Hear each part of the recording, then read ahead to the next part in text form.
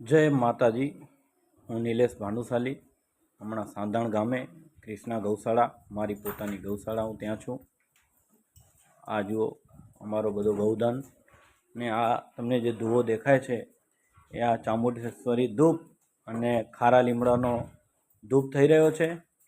રોજ સાંજના અને સવારના એમ 2 ટાઈમ ધૂપ કરવામાં આવે છે, જેથી કરીને આપણા ગૌધનને જે મચ્છર કરડવાથી જે બીમારીઓ થાય છે એ બીમારીઓ ન થાય ને મચ્છર ન કરડે એટલા માટે આ કરવામાં આવે છે ને આના લીધે ઘણો ને ઘણો જ ફાયદો થાય છે।